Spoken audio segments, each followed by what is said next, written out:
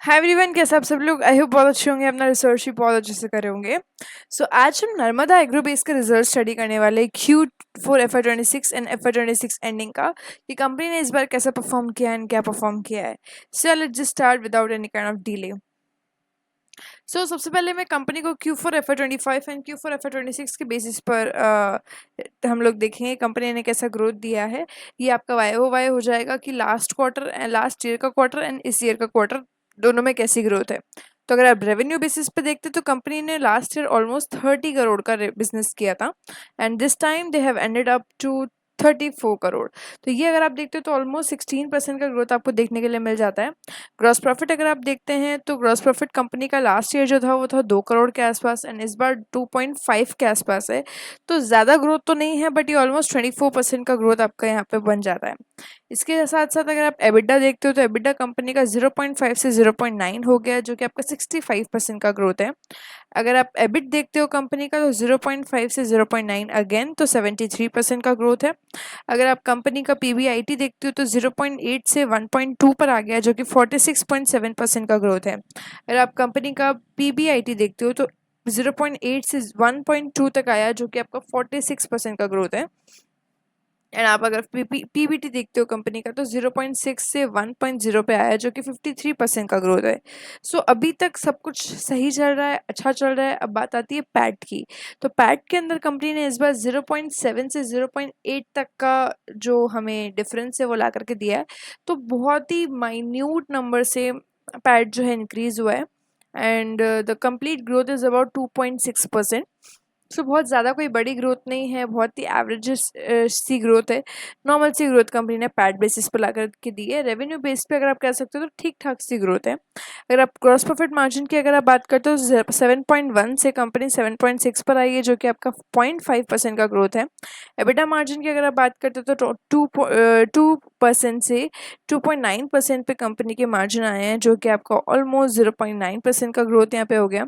अगर आप PAT margin देखते हो तो कंपनी की 2.7% से 2.3% हो गया, तो 0.4% मार्जिन आपके गिर गए हैं। तो ये पैट मार्जिन आपका यहाँ पे नेगेटिव हो गया, ईपीएस आपका नेगेटिव हो गया। ये दो चीज़ कंपनी ने इस बार नेगेटिव डिलीवर की है। इसके अलावा ऑलमोस्ट सारी चीज़ें आपकी पॉजिटिव मैनर में आगे बढ़ी है, भले ही कुछ नंबर से, लेकिन बढ़ा है आगे। तो यस, ओवरऑल अगर आप देखते हो तो Q4 ये रिजल्ट ठीक ठाक सा है। हम इसको एक एवरेजिश सा रिजल्ट मान सकते हैं। अब अगर आप कंपनी का क्यू ग्रोथ देखते हो, जो कि अगर आप Q3 FY26 से Q4 FY26 को देखते हो, तो यहाँ पर आपका जो है ऑलमोस्ट कंपनी ने ग्रोथ दिया है 21 करोड़ से 34 करोड़ का। तो ये काफ़ी अच्छा है। 59 ऑलमोस्ट 60% का ग्रोथ यहाँ पे कंपनी ने डिलीवर किया है। अगर आप ग्रॉस प्रॉफिट देखते हो कंपनी का तो 2.8 से कंपनी का ग्रॉस प्रॉफिट 2.5 पर आया है, जो कि आपका 10% से डिक्रीज हो गया है। ग्रॉस प्रॉफिट यहाँ पे कंपनी के डिक्रीज हो गए हैं, which is again something really negative. अगर आप एबिटा देखते हो तो 1.3 से कंपनी का एबिटा 0.9 पर आया है, जो कि आपका 29 ऑलमोस्ट 30% से डिक्रीज हो गया है। एबिट अगर आप देखते हो तो 1.3 से 0.9 पर आया, जो कि 30% से डिक्रीज हो गया है। पीबीआईटी अगर आप देखते हो तो 1.6 से 1.2 पर आके रुका है, जो कि आपका ऑलमोस्ट 23% का डिक्रीज है। पीबीटी अगर आप देखते हो तो 1.4 से 1.6 पर आके रुका है, सॉरी 1.06 पर, जो कि अगेन आपका 25% का डिक्रीज है। पैट अगर आप देखते हो, which is the main and most important thing, 1 crore से 0.8 करोड़ पे आपके पैट आए हैं, तो दिस इज़ अगेन 21% का डिक्रीज। एंड अगर आप ईपीएस देखते हो तो 0.2 से 0.2 तक आ गया है। ग्रॉस प्रॉफिट अगर आप देखते हो तो 13 से 7% पर आके रुका है, जो ऑलमोस्ट 5.8% से नीचे आ गया है। अगर आप एबिटा मार्जिन की बात करते हो तो 6.5 से 2.9 पे कंपनी का एबिटा मार्जिन आया है, जो कि आपका ऑलमोस्ट 3% से डिक्रीज हो गया है। एंड अगर आप पैट मार्जिन देखते हो कंपनी का तो 4.7 से 2.3 पर आया, जो कि ऑलमोस्ट आपका 2.4% से रिड्यूस हो गया। या the overall result on Q basis is quite bad.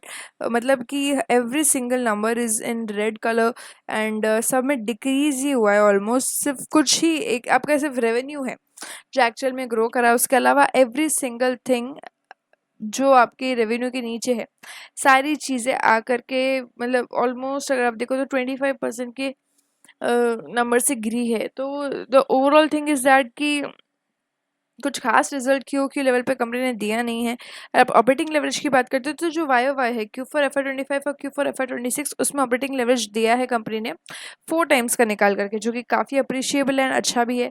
But Q level के अगर आप बात करते हो तो 0.5 टाइम का ऑपरेटिंग लेवरेज दिया है, जो कि ऑलमोस्ट ना के बराबर है।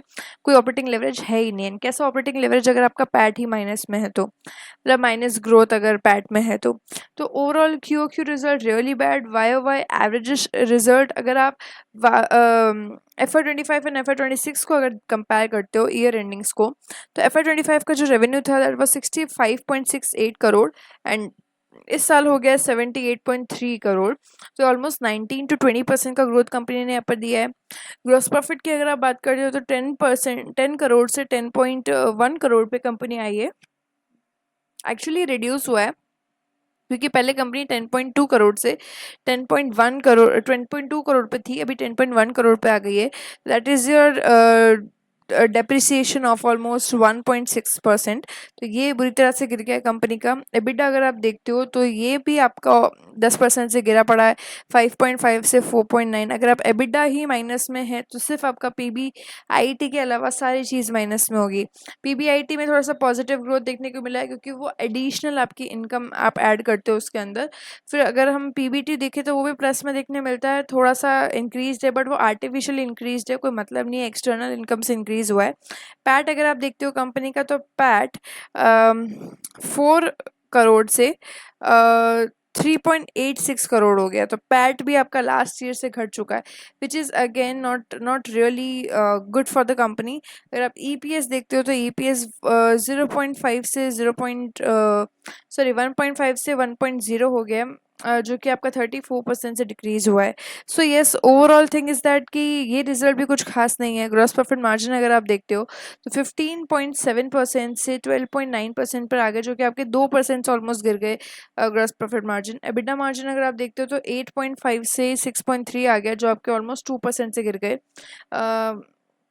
पैट मार्जिन अगर आप देखते हो तो 6.2 से 4.9 आ गया, जो कि आपका अगेन 1.3 से गिर गया है। तो एंड ऑपरेटिंग लेवरेज की अगर आप बात करते हो तो ऑलमोस्ट 0 टाइम्स को ऑपरेटिंग लेवरेज मिला है। तो कोई सेंस नहीं बना रही है यहाँ पे कंपनी फिलहाल इस बिजनेस के अंदर। Though I am not saying कि बिजनेस आगे चल करके काम नहीं देगा या फिर any kind of thing like that. The total thing is कि maybe this time the business not have worked. तो बिजनेस को जज करना यहाँ पर सिर्फ नंबर देखकर गलत हो सकता है।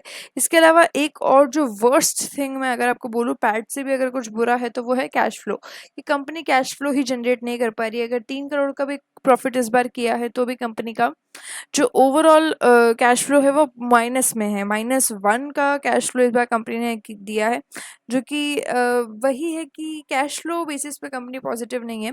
जो एक्चुअल में रेड मार्क मैं यहाँ पे बोलूँगी, अगर पैट पॉजिटिव होती है उसके अलावा कैश फ्लो नेगेटिव होती है तो मतलब कंपनी एक्चुअल में कैश कमा ही नहीं रही है, which becomes a really big issue in long term. अब देखते हैं कि आने वाले कुछ समय तक ये इम्प्रूव हो भी पाता है या फिर नहीं। अदरवाइज वही है कि नर्मदा का बिजनेस कहीं ना कहीं अंदर से खोखला ना बनता जाए, ये एक सबसे बड़ी प्रॉब्लम यहाँ पे बन जाती है। सो या जो लास्ट ईयर भी कैश नेगेटिव थी कंपनी, लास्ट ईयर ज़्यादा थी, ऑलमोस्ट 15 करोड़ का कैश नेगेटिव था, इस बार ऑलमोस्ट 1 करोड़ का कैश नेगेटिव है। सो या बाकी अगर आप देखो तो ग्रोथ ठीक ठाक सी है, ज़्यादा कुछ बड़ा कंपनी ने किया नहीं है। हाँ, एक स्टडी ग्रोथ कंपनी दे रही है हर साल, 19% का इस साल दिया है।